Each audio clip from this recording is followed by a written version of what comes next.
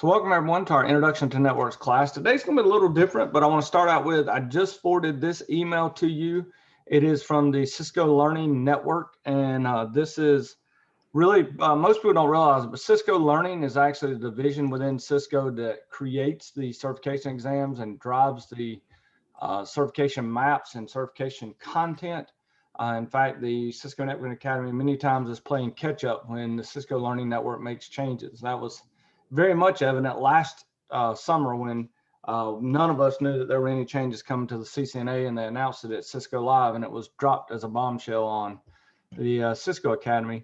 But this is a series of resources that will let you help prepare for your CCNA. So there's all kind of webinars, there's 50+ hours of materials, there's a practice quiz. You will have to join the Learning Network. It's free.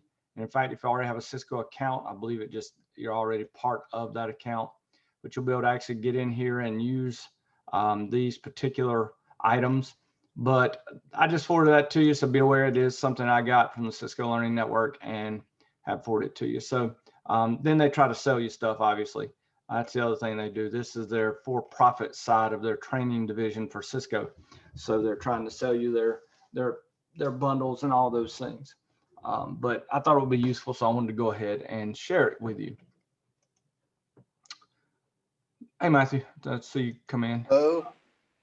So the other thing I want to do today is I want to talk to you a little bit about your role as an instructor. So unfortunately, you don't just need to learn how to use or just learn the materials of the 3 classes that are part of the CCNA. Obviously, there's Introduction to Networks, Switching, Routing, and Wireless Essentials, and then the Enterprise Network Security and Automation are the 3 CCNA courses now. So you obviously are going to have to learn the content and become accredited to teach the content.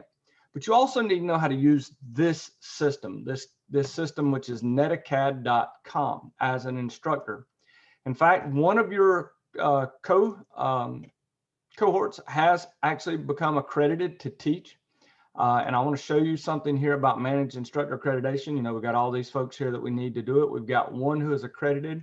But you'll notice all of these little exclamation points. You do not have, if you have an exclamation point beside your name, you do not have the instructor role at your school. So you will need to be given the instructor role. So for instance, Caleb, if you don't mind, I'm going to use you as an example. Hi. I am able to go into my I'm managing, and I'm able to look at I've got a lot of colleges that I obviously run. So I'm going to go to my ITC. I'm going to go to users, and I'm going to look up Caleb. Okay, so I'm going to look up, I spelled it right. There's Caleb. And you know, his role right now is a student, and that's why Caleb doesn't have, or does have the exclamation point beside his name. Since I am the main contact, I can make Caleb an instructor. So this is the role that's going to need to be given to you in your academy that you are going to be working at. I also have a video that shows your main contact how to add your account to the Cisco Academy you're going to be working at and how to give it the instructor role. So be aware that's one of the things, like right now, if you were try to go create a class, even if I credit you, you would not be able to because you don't have the instructor role at your academy. The other thing that's very important is that you look at and go through the academy orientation. That orientation, if you're not already enrolled in it, you can go to Resources, Instructor Professional Development, and down at the very bottom, you'll see Self-Paced Academy Orientation Course for new instructors, administrators, and other partners. If you click English, you will be enrolled in that course. So let me show you again how to get there. You go to Resources, Instructor Professional Development, and then you get the Self-Paced. Now, if you go to your resources and don't have instructor professional development, more than likely it's because you don't have the instructor role. So we'll need to get you the instructor role so that you can have the instructor professional development. Once you are enrolled, however, you will be able to go to your I'm Learning tab. And just like our class shows up here, you will see the Academy Orientation course. And this is a course that talks to you about what the Academy is, how the Academy works, how to teach your course. I'm going to show you today how to create a course, but this walks you through the process of how to create a course, how to add assignments. Now, I will tell you, this is all changing fairly soon because of the move to a new system. We are moving to unfortunately, we're moving to a Moodle-based system instead of Canvas. And so it is what it is. So we're gonna have to learn to make assignments in a little different way. And a lot of this is gonna change in terms of the mechanics. Everything's gonna be able to exist there, but it's just gonna look a little bit different. So just be aware that the orientation will be changed soon to map the new things that you will see that I'm gonna show you today. Now, let's return to class. Let's go back to my NetAcad. As an instructor, one of your main items will be creating your course. So when you go and I credit you for Introduction to Networks, you're then going to be able to create a course. So you're going to create a course and you're going to choose what particular school or academy you want to be under. Obviously, I'm under 10,000 different academies because I've been around a long time. But I'm going to pick just our regular Cisco Academy. You will probably only have a single academy because you maybe two, it just depends, but typically you're only associated with one academy, one or two if you're an instructor. But I would go down here and I would find CCNA 7 Introduction to Networks. And I would click here, click continue. It now says we have different ways to create our classes. Now, the legacy courses are courses using the current Canvas system. So if you want to teach an Introduction to Networks and you want to use the old Canvas system for the first course you teach in the spring, you would have to create that course before the 11th of December, 2020. If not, you're going to have to use the new system, which is the 7.01. So again, legacy is the Canvas based, the 7.01 is going to be the Moodle based. I'm going to show you the new Moodle based because for most of you, you will be using that when you create your classes. So English 7.01, you give it a name. Now, I usually make it something like Introduction to Networks, ITC, Fall, whatever. For this particular example, I'm just going to do ITN example. Okay. So your course ID and the course name, I just make them the same. Okay. Because that is just the easiest way to do it. And honestly, there's no real big difference between these two. It's just two placeholders you need to fill in. Here's one thing I want to tell you, being an instructor for a long time, be careful with your end date, okay? So if your class actually ends on February, let's say my class ended on February 24th, all right? That's the actual drop dead end date. The class ends that day. I would not make that my final end date for my class because invariably you have one or two students who need to submit something late. And if you let that end date go by, it's very difficult to extend the date again. You can do it, but it's difficult. So what I do is if my end date is the 24th, I would actually go forward 1 week past my end date and make that the end date for my class. That gives me a little bit of wiggle room. Now, the good news is, let's say your class ends on the 24th of February and you are almost to March 3rd and you find out that a student still needs a little more time. You can extend it again. But I just don't make the end date the actual end date of the course itself. So I click continue and it says you're about to create a course. Are you sure? Yep. So I'm gonna publish it now. And what'll happen is it will get published. Okay. Any questions so far? Please ask me any questions you have because this is very important that you're able to create a class.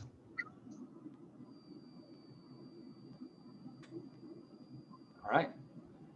Well, I'm going to launch the course and just show you what it looks like because you will see it is different because the system is now Moodle based instead of Canvas based.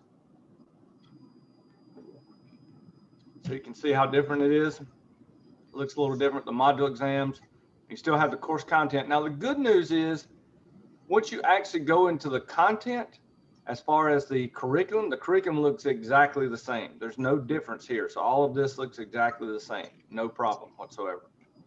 The only difference is it looks different inside of the course itself. Because you can tell this is Moodle versus Canvas. You do have the ability to edit, so you can make edits. You can do all kinds of things in here. If you know Moodle, you're way ahead of the ball game. I don't know Moodle, never have liked Moodle, quite honestly. So I've got to do a lot of learning to get this to where I need it to be and what I want it to be. You'll notice there are no assignments in here because guess what? At this point, we're not able to copy courses across between courses. So I can't even create you a shell and give you the assignments yet. That is a feature they're working on. And as soon as they do, then we will create shells for these and make them available for you so that you won't have to recreate all of the assignments.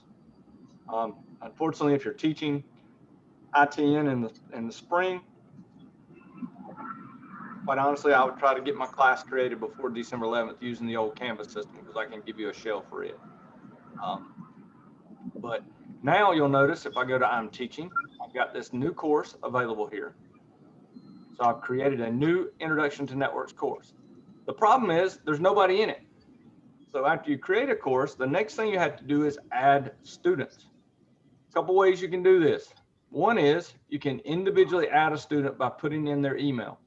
Okay, by doing add new student, put in their first and last name, and then put in their email address. Okay, now that's a pain because obviously you'd have to do that for every one of your students. Small classes, probably the easiest way to do it. You can also import using a CSV file. So you can actually go in and create a CSV file, and they give you a template here. And so you can use this template to put in the first and last name of your students, their email address, and their student ID. And then that way you can upload them using the CSV. Obviously, probably the best way for large classes. All right. You also have the option of using tokens, seat tokens, which is what I did with most of you. The other beauty is once you've had students in one course, all you got to do is import them from another course. So I can basically come in here. If y'all take another course from me, I can just come in here and say, okay, I'm going to import everybody who's in this class into this next class. Now, if some of you didn't move forward, I would just uncheck you. Okay. So in other words, if everybody was moving forward, I'd just import everybody. But if not, then I would just check the couple that are moving forward. Okay. So once you've created your course, you still need to add your students to the course. All right. In addition, this course details, this is where if you do edit details, you could change the start and end or the end date if you needed to. You can't change the start date once you do that. It's pretty much set in stone, but you can change the end date up until the day the class ends.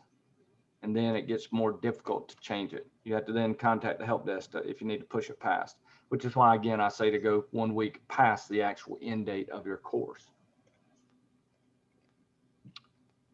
Questions about that? Now, if you ever need to delete a class for some reason, all right, go ahead. Somebody was going to ask you a question. So I'm going to walk back through the process again because I'm actually going to create my class for the fall or the spring. Okay. No questions. No questions. Okay. Well, let me go. If you do ever need to delete a class, what you do is you go into the course details and then you just delete course. And once you delete the course, it cannot be undone. So what I'm going to do now is I'm actually going to go in here and I'm going to create under the ITC. So I'm going to go in here and find my Introduction to Networks. And I am going to pick, as soon as it will hurry up here. By the way, you do have a limit of a class can run for no more than, I believe, I won't say it's no more than 1 year for most courses or 180 days for like our actual certification courses. What's going on here? There we go. Huh. Looks like it has decided to, let's go back and try again here. Create a course. I heard me talking bad about Moodle and decided it wasn't going to let me do anything. Come on now.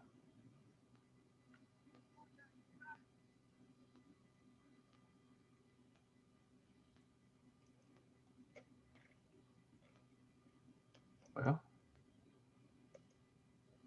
there it goes. Okay. So I'm actually going to do legacy because I'm going to use that for my for my spring courses. So this will be ITN ITC SP 2021. Control C, course name here. Start date is going to be, actually I'm going to put it on the 1st of February, and the end date is going to be, the latest you can run one of these courses is the 31st of July. These courses will end before then, but I'm going to do May 31st right now. Actually, I might bump that to June just to make absolutely sure. Continue. Publish now. All right. And so now you'll see if I launch this course, this is the legacy. Now it has nothing in here now because it takes a little bit for it to load everything in. It will load in though. So I can then go. The other thing you sometimes get in trouble with, folks, is be careful right here with your statuses, because if I do in progress, you'll notice it's only showing my classes that are currently running. I don't see this new class I've created because that class has not started yet. So if I do not started, you'll see this class is not started. So we'll have that there. So I'll launch this class. You'll notice now that under modules, this is the old system. Okay. And in fact, what I'm going to do is I'm going to create a couple more courses, and that way you continue to see the process, because I've got to create these for all of our ITC classes in the for the spring. So this will be I have so much trouble with this one. It's switching, routing, wireless essentials, but I always want to put SWRE for some reason. ITC SP 2021. And again, you need to decide whatever you want it to be, and it can be whatever your school decides it wants the names to be. But I'm starting that date and going to May 31st. Continue. Publish now, and this will get me so that we can do that. Now remember, the next thing I would have to do, what would be the next item in order to use this course? Add students. Yep, you'd have to add your students. So as soon as we do that, we'll be able to add students. By the way, real quickly, I do want to show you something and make you aware of something. You are the first people to hear this, because I was informed today by Cisco. We have been provided with training grants, and as part of that, we are going to be focusing on these two courses to begin with. Okay, CyberOps Associate and DevNets Associate. I basically have, if you are an instructor and you agree to within 12 months of taking this class, of running a student class of one of these two, I can pay for your registration fee in the spring. So the class will be free for you to take. You do have to agree to try your absolute best to within a year run one of these courses at your school. In addition, I've got money that will be used to help with other classes and other registrations. So I've got enough to pay for these two full classes of 25 each in these two. And I've got some leftover money that will pay for other registrations for classes like CCNA 2 or CCNA 1 or CCNA 3.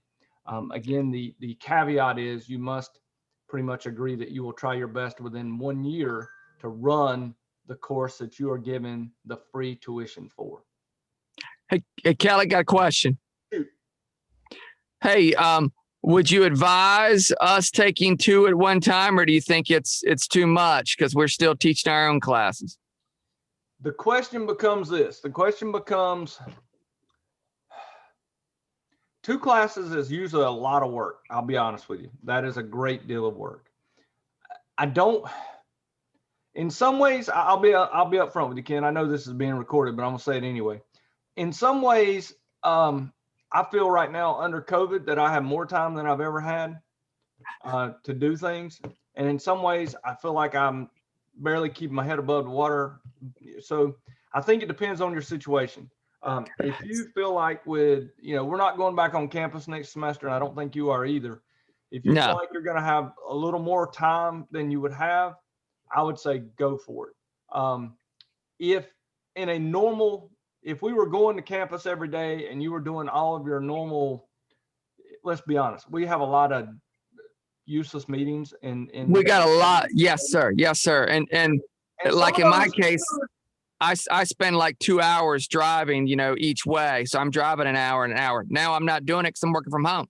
Right. So that's the thing. That's the caveat I'm going to give you. In a normal semester, no, I would not suggest taking 2 courses. In a semester to where if you are in a COVID situation to where it's giving you some time back, then I would say you would probably be okay to do it. Especially now, here's the other caveat, especially now that you have already taken one of these courses. And so now you're understanding how the course works. Sure. I would never suggest doing Introduction to Networks and one of the other courses together at the same time. To me, that would be crazy.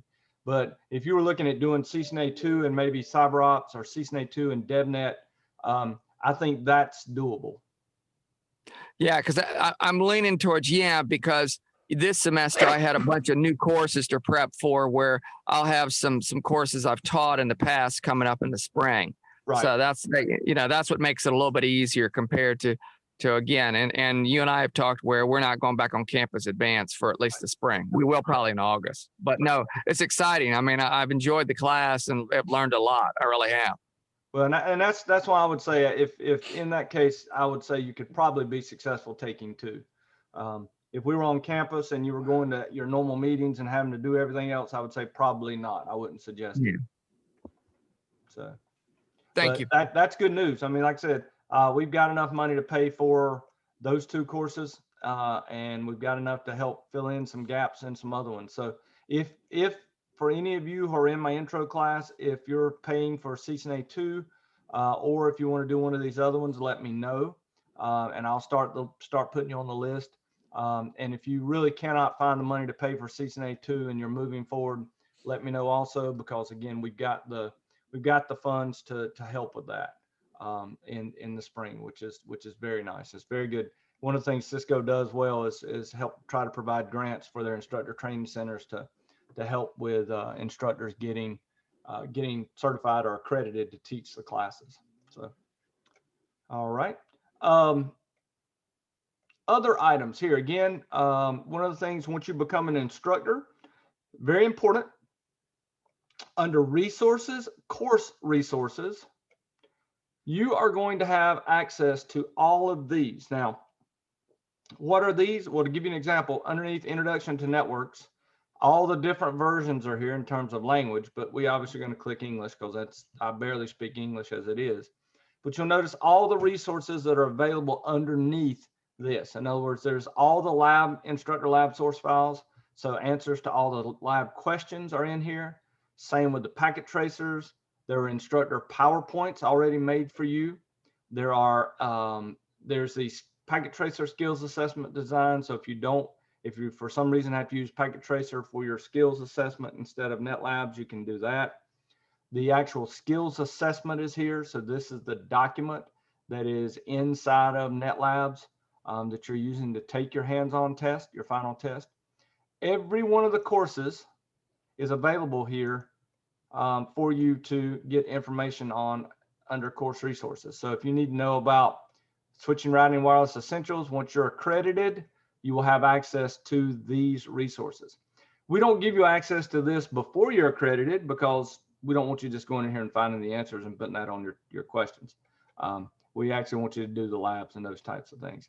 But if for some reason you need one of these documents before you get instructor access, let me know, because I can actually give you, especially for the Introduction to Networks, all of you are at a point to where I could give you some of these other documents if you need them. This also will tell you anytime you look at a course under the resources and click on it, it will tell you if it requires training at an instructor training center. So you'll see that for this class, for you to be able to teach it to your students, you must take training at an instructor training center.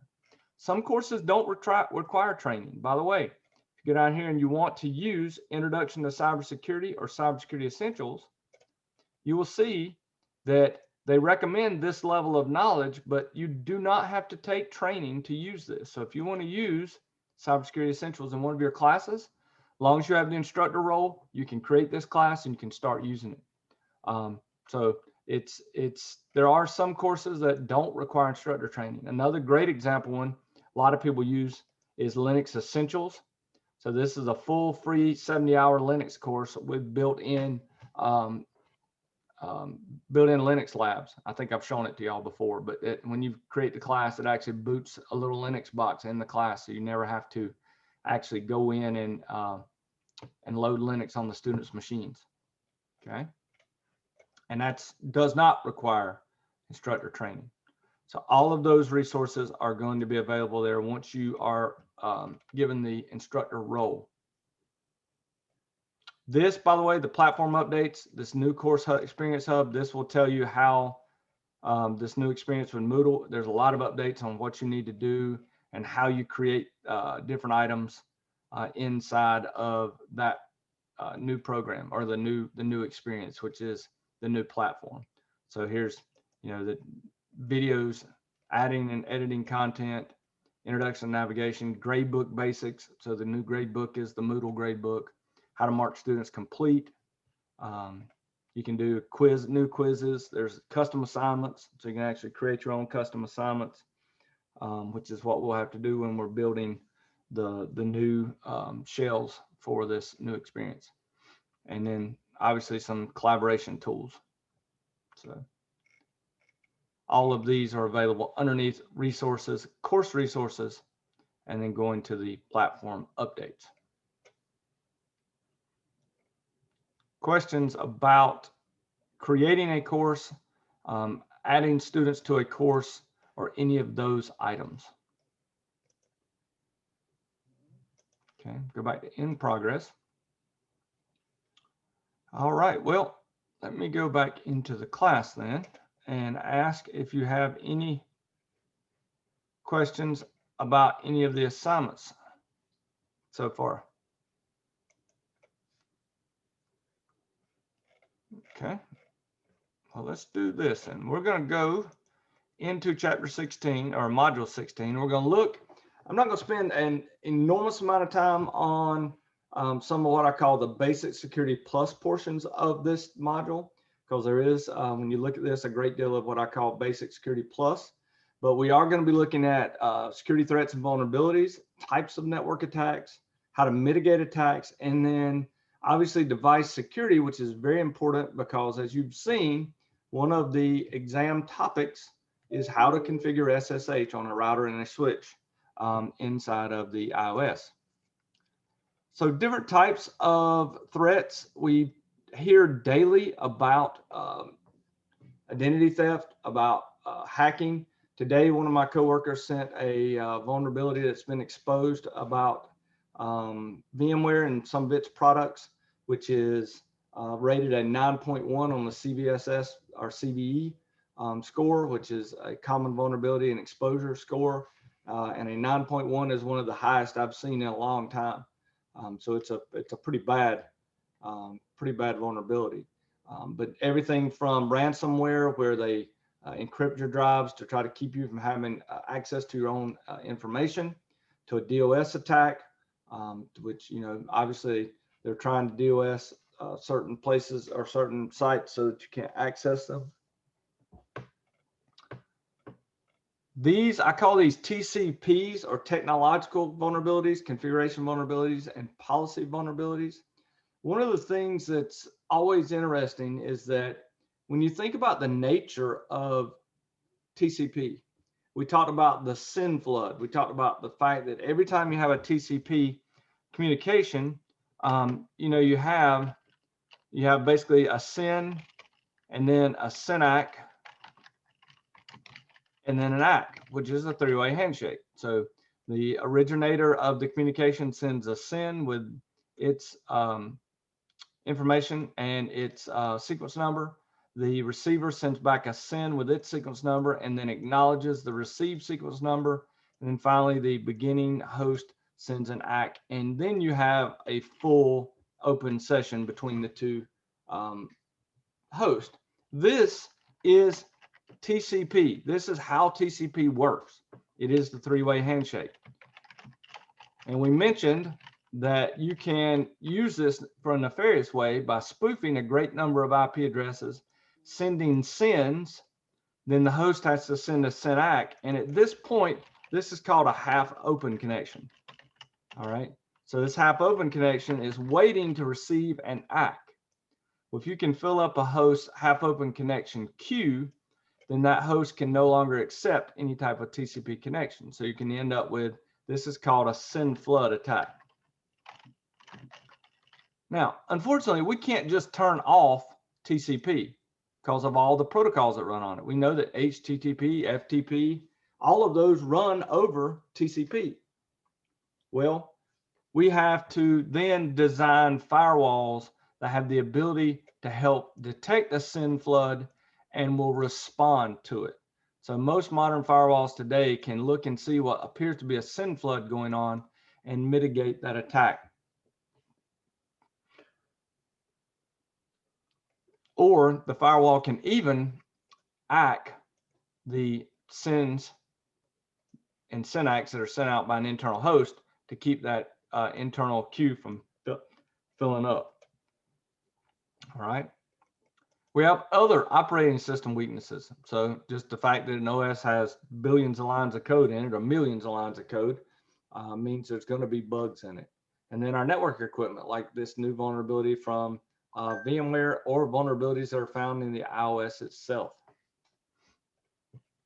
We then have configuration issues, people who leave unsecured user accounts, who leave a basic account. Like a big example of this is in SQL, where they'll take the SQL account, forget to put a, oh, sorry, y'all just hit me out of nowhere, where they'll take a SQL account and leave a default username or default password or no password. And then policy vulnerabilities, and that's where we get into problems with things like lack of a written security policy, not enough training to help with people who would be actually targeted in a social engineering type situation. We, by the way, had some really, really good attempts at phishing on our campus. One of the latest ones that was very interesting is that they took and sent an email, and the email was, I'm just going to call it John Doe, but jdoe at stanley.edu at, or maybe it was, actually I did it like this. I did jdoe.stanley.edu at gmail.com and sent that and made it look like it was coming from one of our VPs. And so, you know, if you didn't look closely, you would think it was jdoe at stanley.edu. You would go past this initial dot. And so that was a very sneaky thing. And they were, you know, what they were asking you to do is to buy gift cards and send gift card information to so-and-so because he was off campus and needed the gift cards. It was pretty funny. Have y'all, anybody else out there been experiencing an increase in phishing attacks?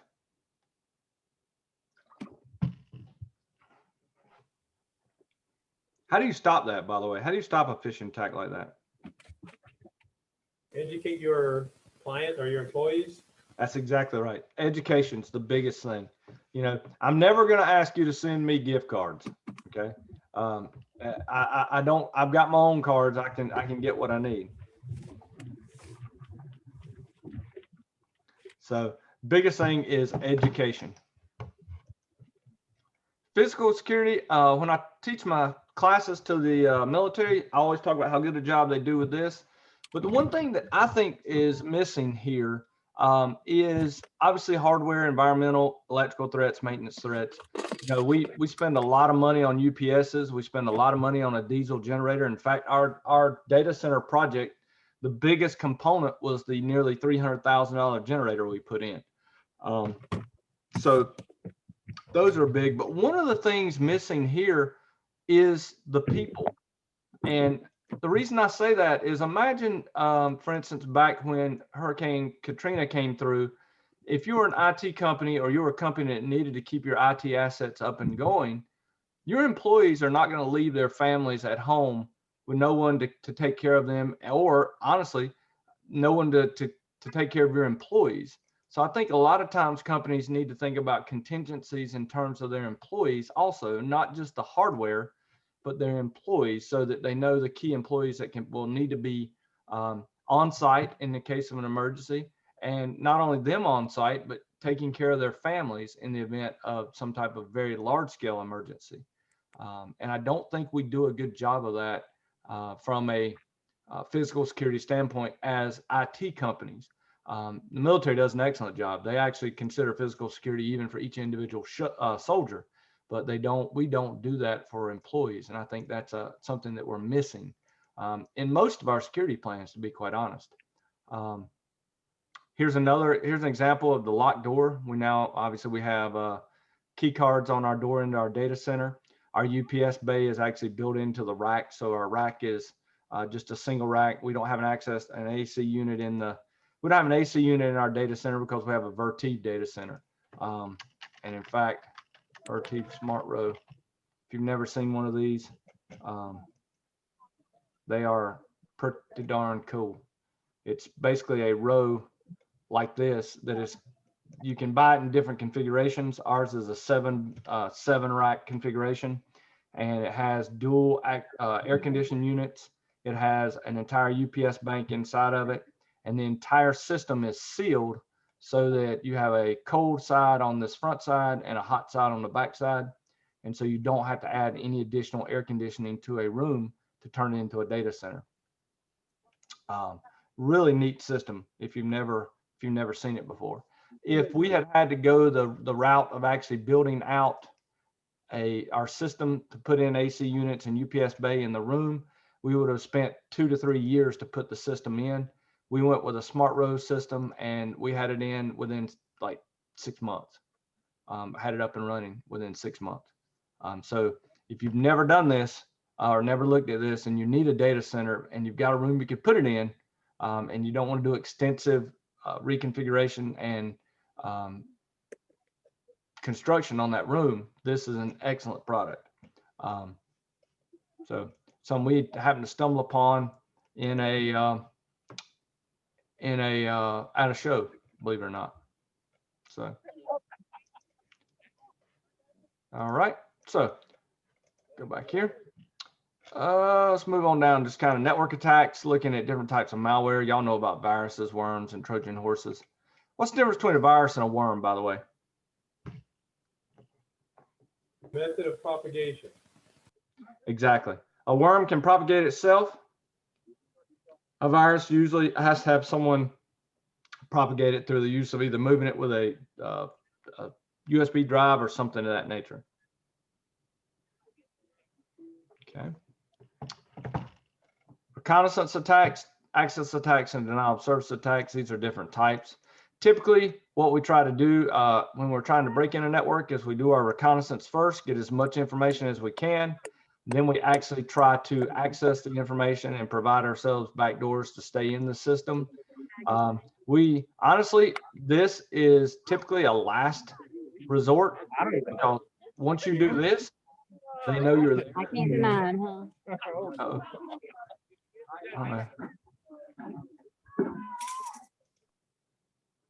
Ken, I had to mute you there. So, but once you are in the knob service mode, you're not hiding anymore. They know you're there, and you're trying to keep them from being able to use their systems. Okay, I'm going to blow through this because y'all know all this. This is just basic Security Plus type work here. I will say defense in depth using backups. In fact, we just ordered a brand new backup drive for Caleb because he was creating videos at home, and I told him, I said, I want these things backed up on something in case your hard drive would fail at home. And I can't tell you the number of times I've had people come into my office and say, yeah, my laptop crashed and it's got all my pictures of my baby for the first 3 years. And I'm like, we have backups, right? And they're like, no, I don't have any backups. Okay, well, that's a problem. So I always tell people back up, back up, back up. In other words, back it up to a USB drive, back it up to an external drive, and then back it up to the cloud. And then that way you hopefully will have enough backups. I want to jump on down here and just look at this. So enabling SSH, this is probably the most important thing you can do at the CCNA level that we're going to talk about to provide secure access to your devices. So you're going to need to configure a unique device host name and your IP domain name. Again, those two are used for the seed for this crypto key generation. We are going to use a local database. Now down the road, you will learn how to actually create a database on a either a Tachus or Radius server. You can actually authenticate to a Tachus or Radius. You can even use Radius to authenticate to a domain, a Windows domain.